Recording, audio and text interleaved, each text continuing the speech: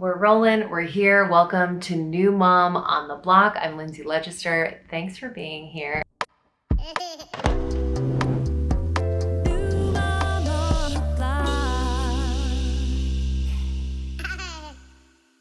If you're a new mom, or maybe you have a new mom in your life, you're wanting to learn more, whatever brings you here, I'm so grateful.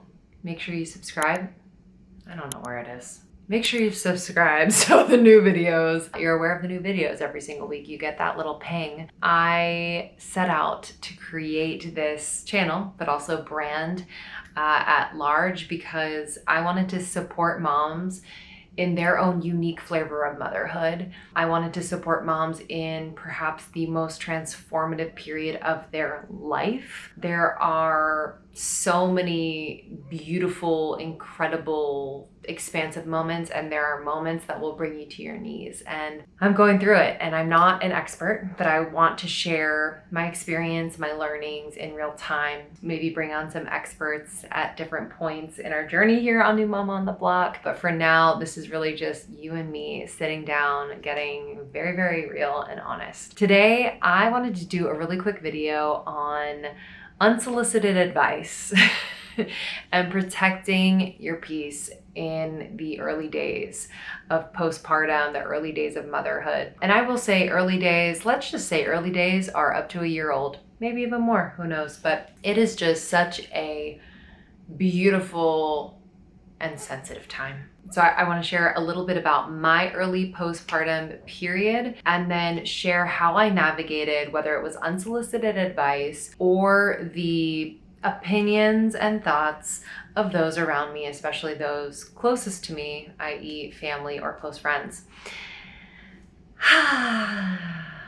Okay, let's get to it. So my early postpartum days, I was very clear before I had the baby that I wanted to have a little bubble moment with my husband for 2 weeks. So what did that mean? I had the intention of not having anyone visit for 2 weeks. I just wanted it to be us three. I wanted to keep us all healthy. I wanted to just preserve our energy, make sure we were focused on baby, make sure I was focused on my healing, being able to support and really nurture the babe best I can. Plus my husband was on leave for about 3 weeks. So I was like, let's just make this 2-week bubble just so tight. And then you have the baby, and you know, your family is like, when can we see the baby? And you're like, of course you can see the baby. You know, like your intentions totally fall by the wayside, and you're like, so that might happen, by the way. That absolutely might happen. This is what happened for me. Had the baby, and we had my parents and Sean's mom come to the hospital. So it was the second day, so the day after I gave birth, they came to the hospital. They visited with Mav.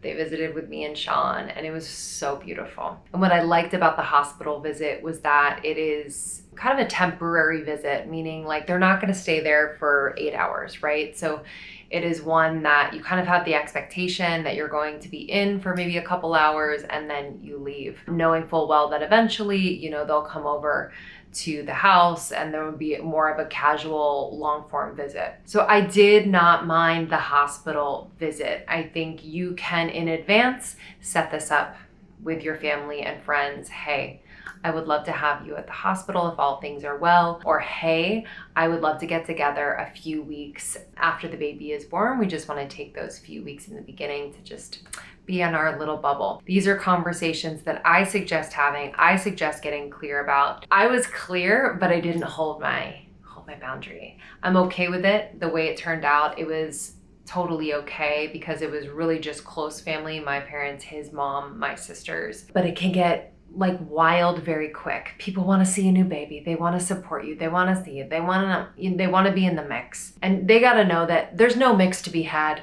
This is a new baby and we got to take it slow. So have those conversations with the people that you feel like you need to have them with before the baby's here. Just do it. Trust me. Just say, it's really important to me that, you know, my husband and I and the baby have time to rest, to heal, to just have this like newborn moment together, because we'll never get it back again. And I think you'll be surprised, people really do understand. And by the way, if they don't and they're upset about it or they're just offended by it, that's okay too. Let them have their experience. Let them be on their own journey with this. But this is where it starts. You know, the mama bear starts, and you have to be so super clear and communicative about your desires, about your preferences, about your needs, because it's only going to get crazier from here. So that is first and foremost. I don't know about you, but the advice, the unsolicited advice, yes, for sure, I got it during pregnancy.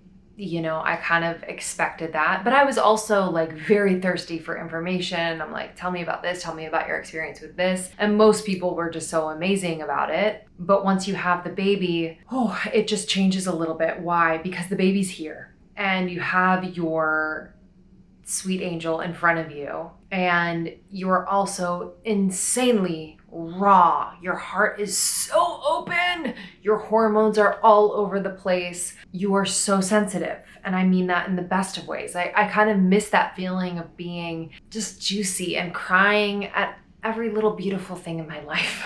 Like I was just so gooey, and it was amazing. And that also meant that I was very sensitive to people's opinions, to people's unsolicited advice, and I just did not want it, and I did not take it well. So what I recommend, if you can have conversations prior to the baby coming with people that you're like, yo, I can have this conversation, say, hey, I know you're gonna wanna give advice. You have a lot of experience that I respect, but like for now, I don't want it. I will ask for it, I promise. That's what you say to those people, you know you can say that to. To other people that it's a little more sensitive, maybe it's your mother-in-law, maybe it's your sister-in-law, where it's like a little more awkward, a little more je ne sais quoi. I would love for you to task your partner with the gatekeeping, with the like where he or she is going to be the ones that speak to friends or family who might be a little overbearing with their advice, with their wanting to see the baby, wanting to be there, wanting to help. Have them be your advocate. Say, you know, listen,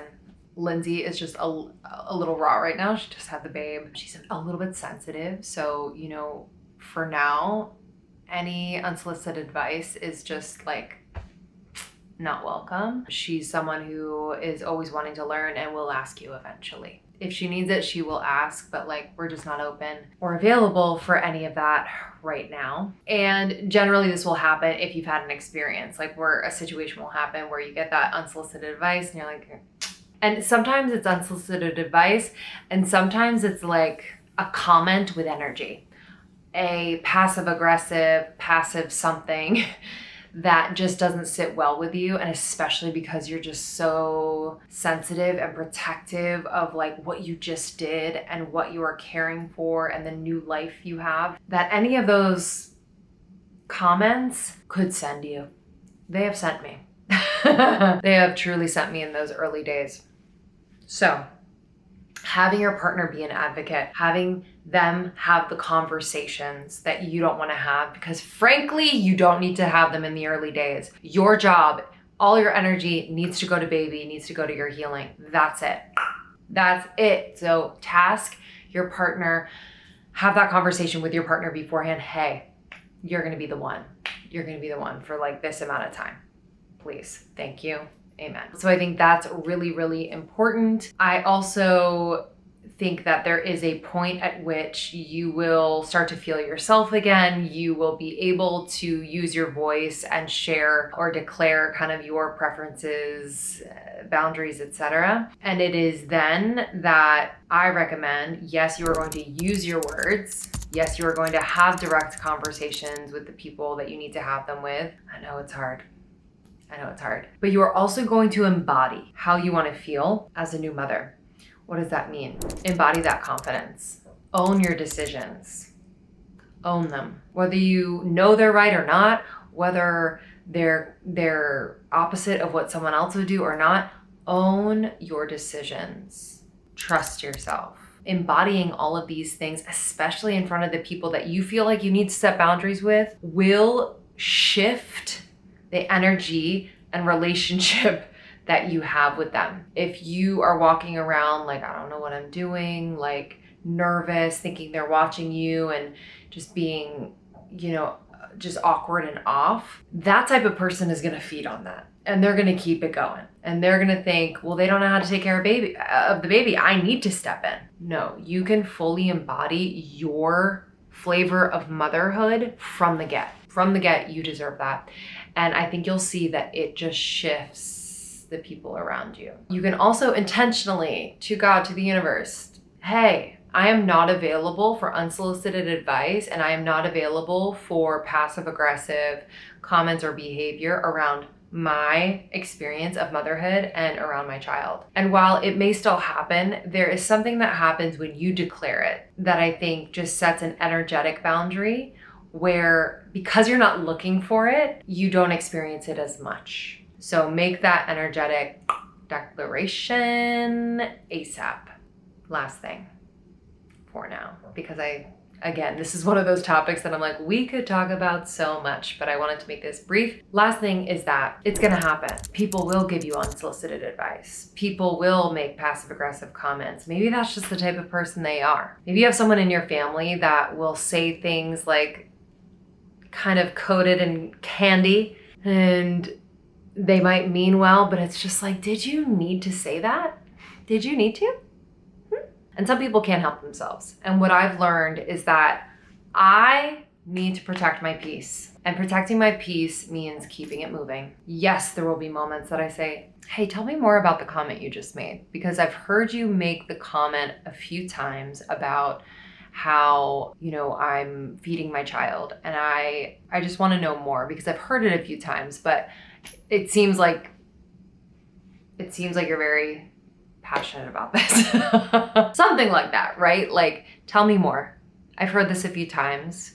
I would love to hear more about like what you're feeling, because there seems to be more here. See what they say. See if they have anything to say. But there will be many times where I just kind of let it roll because I need to protect my peace, and having a conversation sometimes just doesn't feel like the energy input is worth it.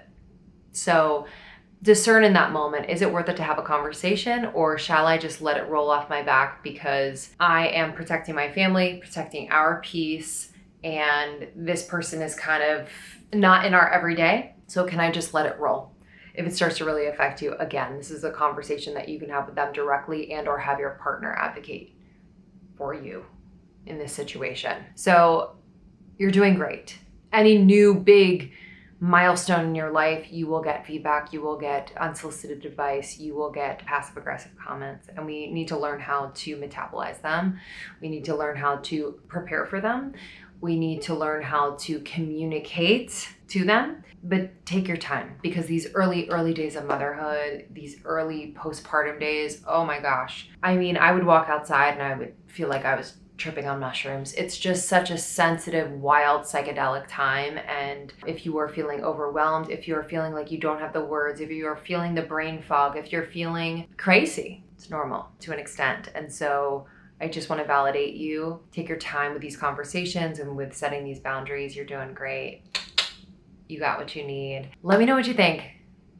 Comment section. I want to hear from you. Make sure to subscribe to New Mom on the Block and look out for more from New Mom on the Block. It's ever evolving and you all are influencing it so much. So thank you, thank you, thank you.